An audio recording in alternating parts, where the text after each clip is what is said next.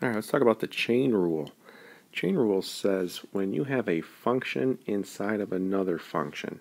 So in this case, we have some function that we're calling g of x. It's inside of a function that we're calling f.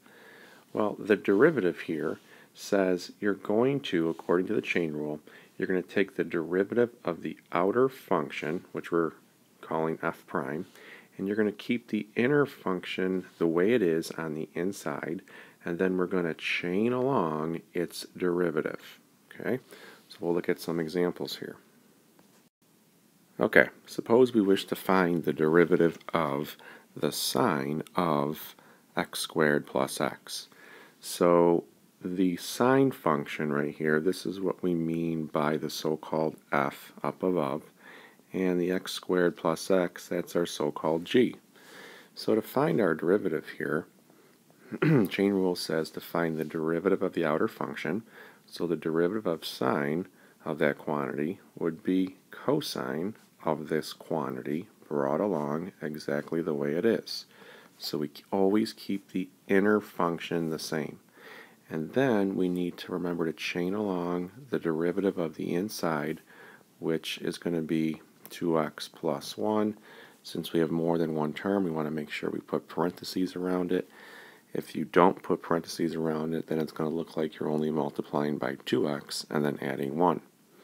So this would be our final answer for our derivative. Okay, let's look at some more examples. Okay, in this example, we have sine to the fifth of x. Well, first of all, we need to understand that this is the same as the quantity sine of x, all of that to the fifth. Please understand it is not the same as the sine of x to the fifth. Okay? So if we're looking at this quantity here, the sine of x to the fifth, the outer function is really this fifth power. So you have some quantity raised to the fifth power.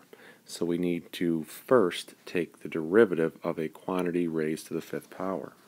So this is going to be the power rule, where we get to multiply the 5 down in front. The inner function is sine of x. That is going to stay the same on the inside. I need to subtract 1 to my power and get a 4. And now I need to remember to chain along the derivative of what's on the inside, which we know would be cosine of x. So you can leave it like that. If it's multiple choice, you're likely to see it written like this on AP for your final answer. Okay? Okay, in our next example here, once again we're trying to find our derivative. First we have some prep work to do. So we have 2 divided by the square root of this quantity. Well, this is going to be the same as bringing up that quantity, and we can get rid of the square root. Remember, a square root is really a 1/2 power, so I can bring it up and rewrite it as a negative 1/2. Okay, so now I'm ready to do my chain rule. So I'm going to first do the power rule on the outer function. So I can multiply down. That's going to give me, when I do negative 1/2 times 2, we get a negative 1. Once again, we're going to keep the inner function the same. Alright, and then I need to subtract 1. So it's going to give me negative 3/2. And I need to chain along the derivative of the inside, which would just be 6. So when I clean this up, I'm going to have a negative 6. And I'm going to take this quantity 6x plus 1 and raise it to the positive 3/2 and throw it in the denominator. So that would be my answer for that problem. Okay, one more example here. Actually, we're going to do 2 more examples. But in this example, we have to be careful here. We have a product of 2 functions, and notice that in front here we have a term that has an x in it. So I cannot take this power of 4 and multiply it down in front.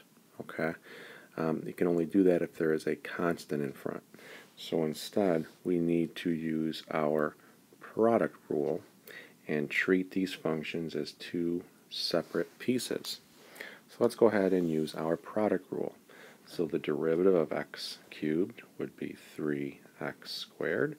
And then I'm going to keep this 2x plus 1 to the fourth the same. Plus, now I'm going to reverse what I did. I'm going to keep x cubed the same.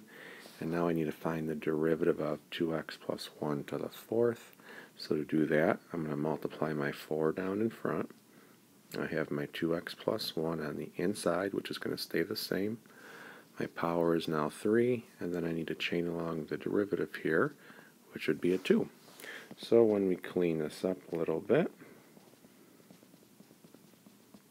we can rewrite this last term as 8x cubed, and then times 2x plus 1 to the third. And sometimes you may see it simplified even further by factoring out a GCF. So if it's multiple choice, it is possible that they may have you take out a GCF. We have an x squared that's common. If we look at this term and this term, we can pull out an x squared. And we also have a 2x plus 1 to the third. That's the greatest common factor for that part of it. When you divide that out, you're left with this. And then if you were to distribute and combine your like terms, this is what you would get. And again, if it's multiple choice, and if you don't see that right there, you may have to do further algebra to get it to that point. Okay, in our last example here, we're going to see a situation where we have a multiple link of our chain rule going on. So we're going to be chaining along a couple different parts. Okay, so we want the derivative here. Understand that we have the tangent as our outer function and the 6 plus sine of 2x as the inner function. So we start by finding the derivative of the outer function. So that's secant squared. And then we always keep the inner function as is in our first step. Well, now what we need to do is we need to chain along the derivative of this inner function. Well, the derivative of 6 is 0. The derivative of the sine of 2x would be the cosine of 2x, but we have to be careful because we're not completely done. If it were just the sine of x, then this would be the cosine of x. Well, there's a 2x on the inside, so we have another inner piece. So this 2x here is another inner function, another inside piece that requires us to chain along its derivative. So this is the idea of having multiple links, multiple links in our chain. So the derivative of 2x, of course, is just 2. So that is what we would need to also chain along.